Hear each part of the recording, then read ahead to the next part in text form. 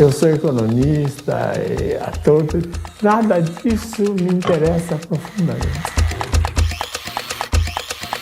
Me interessa profundamente é a luta do negro, é fazer o negro ter consciência de que é um ser humano, que ele merece respeito, que ele tem direito a tudo que esse Brasil tem, ele tem direito. Costumo dizer que o legado que eu tenho é o seguinte, é nunca se render, continuar sempre lutando, porque a gente não sabe.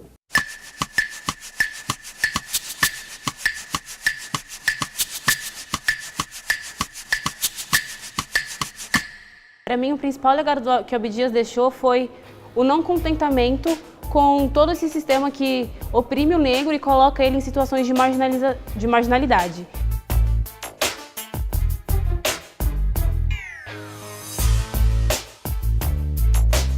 Foi principalmente a discussão que ele levantou na época, né, uma época ditatorial e tudo mais, sobre a questão do negro na sociedade racista que a gente tem.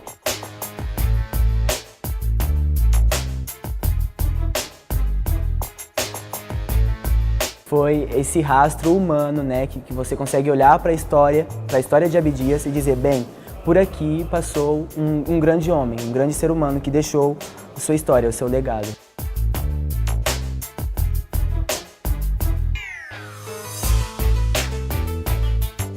Abdias, a partir do teatro experimental, ele expõe esse racismo. O negro, dentro desse contexto de Abdias, ele está sempre nos papéis, quando a gente fala de teatro, de televisão, nos papéis subalternos. Que muitas vezes foram cedidos os seus papéis a personagens, atores brancos, que faziam papéis estereotipados, né?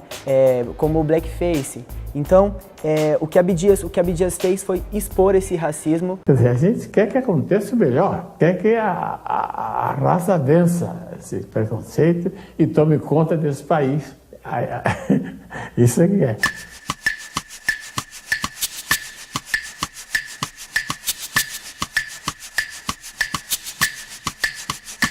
Para mim, especialmente dentro do teatro experimental negro, foi que Abdias trouxe um conceito básico, o respeito de tudo aquilo que é diferente e está além de você. Acho que esse respeito está muito ligado à questão da alteridade, né? É você saber respeitar a diferença, aquilo que é próprio de um povo, mas que é diferente de você. É respeito ao próximo, respeito ao outro. Quando a gente fala na questão da negritude, na questão da população negra, essa diferença ela se dá especialmente na construção social. Construção social, especialmente no Brasil, diferencia muito o negro do branco. Eu me lembro dos meus sonhos de adolescente.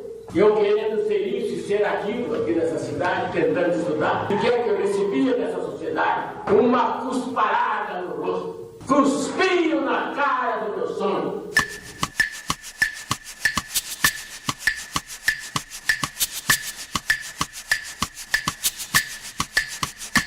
A gente acredita que ele não está sendo efetivamente combatido, assim, em questão física. Porém, ele está sendo bastante estudado, né? A gente percebe na academia e em outras estruturas dessa questão de estudar aquilo, estudar o genocídio para combatê-lo. Uma política pública que vem trazida por Abdias, né, no seu primeiro mandato, a questão das cotas, né, políticas afirmativas, de integração, de trazer o negro para dentro do meio acadêmico, é uma das políticas, mas eu acho que ainda falta mais. Acredito que especialmente quando a gente fala das periferias, que é onde estão concentradas as maiores populações de negros no Brasil, alguns movimentos sociais estão entrando em relação a isso, estão trabalhando em relação a isso, mas ainda assim é um discurso muito acadêmico, muito preso à academia. Eu acho que tem uma lacuna que precisa ser preenchida, porque quando a educação ela é pautada demais no ensino profissional e você acaba deixando de lado as questões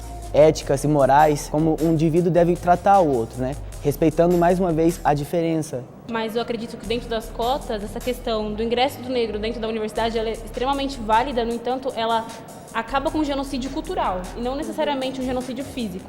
A gente permite que negros estudem e conheçam mais a sua cultura e levem isso para o lugar onde vivem, para dentro da sua casa, para a comunidade, o ambiente que ele está inserido. Mas especialmente dentro de um genocídio cultural. Poxa, mas é pouco. Isso não é nada em face de milhões de brasileiros que estão aí e que estão sem oportunidade, sem saber nem o que são. Tem nego que nem sabe que é gente.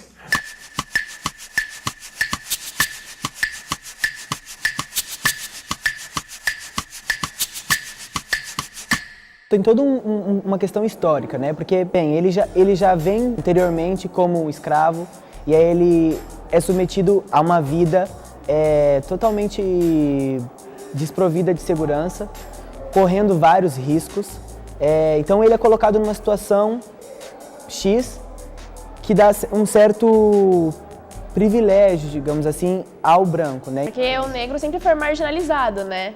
Então, a partir do momento que ele sempre foi marginalizado por motivos históricos, ele tem que se colocar nesse lugar marginalizado para sobreviver, né? Liga muito com a questão da não eficiência das leis, né? Porque ela é uma lei que existe, mas ela não alcança, ela não abraça as populações mais pobres. A mesma lei que protege, que dá segurança ao cidadão de classe média, ao cidadão que tem um poder aquisitivo maior, não é a mesma lei, ela não serve como deveria aquele que é pobre. A gente vê também o genocídio do negro muito mais para um lado cultural, né?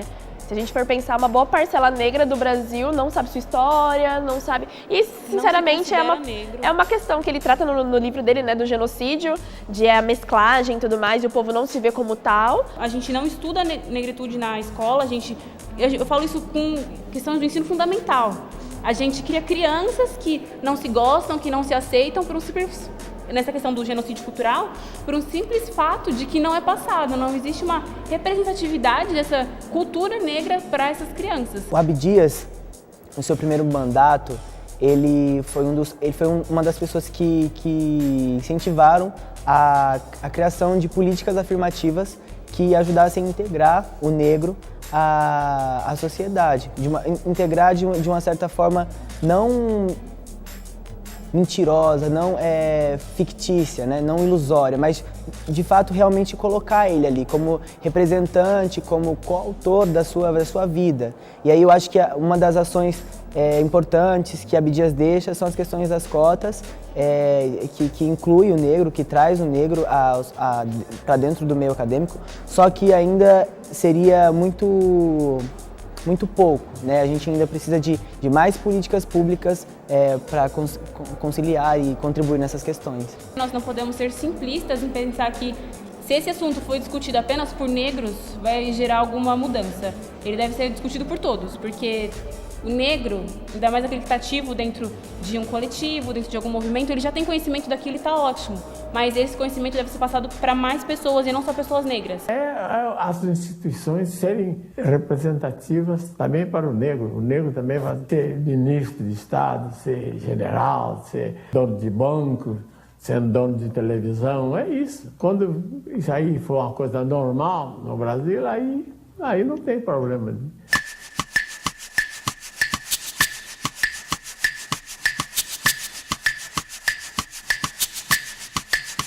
Acredito que Abdias traz para nós assim, uma vontade de fazer alguma coisa para contribuir, para dar autonomia mesmo para nossa população negra. A gente acredita que ele tenha deixado essa questão da crítica, né? Da gente sempre olhar para esses fatos, olhar as minúcias dele e conseguir criticar. Não que seja não uma crítica ruim, mas às vezes construtiva, né, para o nosso movimento, para a gente realmente parar e analisar se aquelas questões que estão sendo abordadas estão corretamente, assim, expostas sobre o nosso povo, sobre tudo isso. Uma certa sensação de autoconfiança, né, de se considerar importante, né, pelo fato de ser negro, pela sua luta, pela sua história. Então, a partir do momento que você lê um livro do Abdias, vê uma obra dele, você acaba meio que dando um up assim na cabeça, né, de você entender que realmente tem muitas coisas que acontecem na nossa sociedade que são escondidas, né? Então você acaba, eu acho que buscando essa crítica, buscando essa outra perspectiva, uma história contada de um outro viés sobre aquilo que acontece com a gente. E as mulheres negras, então, as mulheres negras que até hoje vivem num regime quase semi-escravidão, isso me revolta também, é uma coisa que me deixa completamente desarvorado. Quando eu penso no que a mulher negra passa no Brasil hoje, eu fico sem ar.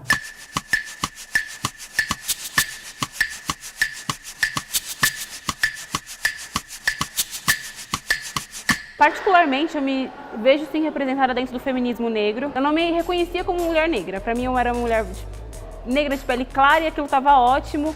E eu não entendia as lutas da mulher negra, e conhecer o feminismo negro, ter contato com isso, me fez quebrar muitos paradigmas e me aceitar, que foi o principal dentro de tudo isso. Eu não me via como nada, nem como uma mulher negra, nem como nada. Até o momento que você vê uma mulher negra num lugar onde não há, e você fica surpreso e você nem sabe o porquê. Você nem acaba falando que é por conta da mulher ser negra. É só uma questão que você olha assim, às vezes você nem entende o porquê você tá surpreso com aquilo, né? Eu convivi muito no ambiente do balé clássico, onde não há representatividade alguma, assim, é bem difícil. E as que tem sofreram muito, assim, em questão de ter que clarear a pele para poder dançar, tal balé e tudo mais. Então, sim, quando você começa a ter um pouco de noção do que é o feminismo negro, o quanto ele é necessário, né? Nunca é a mulher dona de terra, nunca é a mulher que é dona de empresa, simplesmente é a mulher que tá limpando a casa ou cuidando de filhos dos outros. Esses outros provavelmente são brancos. Então, quando você vê realmente a necessidade que a gente tem do feminismo negro, é bem importante.